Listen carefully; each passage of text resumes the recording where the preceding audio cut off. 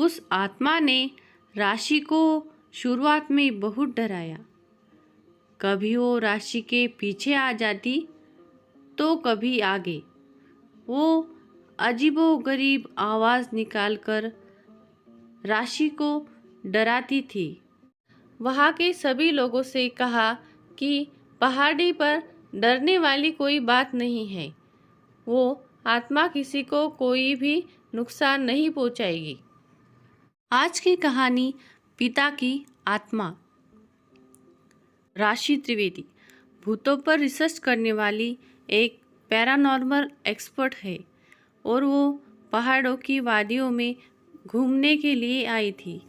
राशि को वहाँ के लोगों से पता चला कि वहाँ पहाड़ी के पास शाम के बाद जाना मना है क्योंकि वहाँ पर कोई आत्मा का साया है। राशि को ये बात जैसे ही पता चली वैसे ही उसने तय कर लिया कि मैं इस पहाड़ी की आत्मा का राज जानने के बाद ही यहाँ से जाऊंगी। जैसे ही शाम हुई कि राशि वहाँ पर पहुँच गई और उसने अपनी पैरानॉर्मल एक्टिविटी से आत्मा के साथ बात करने की कोशिश की। उस आत्मा ने राशि को शुरुआत में बहुत डराया। कभी वो राशि के पीछे आ जाती तो कभी आगे। वो अजीबोगरीब आवाज़ निकालकर राशि को डराती थी।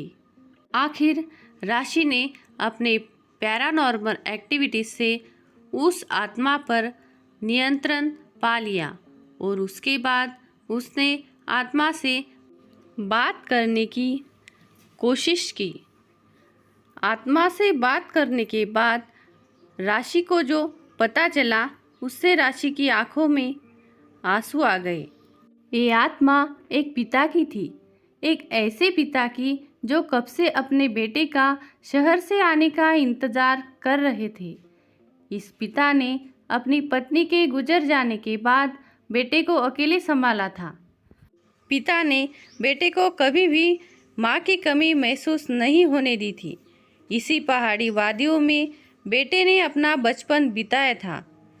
जैसे ही बेटा थोड़ा बड़ा हुआ कि पिता ने बेटे को कुछ अच्छा बनने के लिए और पढ़ाई करने के लिए अपने दिल पर पत्थर रखकर बेटे को शहर पढ़ने के लिए भेज दिया। बेटे ने शहर जाकर वहाँ पहले पढ़ाई की और बाद में जॉब करने लगा। कुछ समय के बाद बेटे ने शादी भी कर ली, लेकिन उसके पिता सिर्फ यही आस बैठे थे कि उसका बेटा आएगा और उसका सहारा बनेगा। कुछ सालों बाद बेटा पिता से मिलने के लिए आया और पिता को लगा कि उसका बेटा अब उनके साथ ही रहेगा, लेकिन उसका बेटा कुछ और ही चाहता था। बेटे ने पिता से कहा कि पापा आप मेरे साथ शहर चलिए, यहाँ शहर जैसी मज़ा अब नहीं रहा है। लेकिन पिता को बेटे की ये बात कुछ हजम ना हुई। पिता ने बेटे से कहा कि बेटा यहाँ पर तुम्हारी माँ की यादें बसी है और तुम्हारा बचपन भी बसा है। मैं ये सब छोड़कर कैसे शहर आऊँगा। बेटे ने पिता से कहा कि पापा अगर आपको यहाँ पर रहना है तो रहो, मैं तो शहर ही ज़्यादा खुश हूँ। पिता के बहुत मनाने के बावजूद भी बेटे ने पिता की एक नहीं सुनी और वो अपने पिता को छोड़कर शहर चला गया। पिता अपने इकलौते बेटे के जाने का गम बर्दाश्त तो कर पाए, पर कुछ समय बाद पिता बेटे के इंतज़ार में ही मर गए।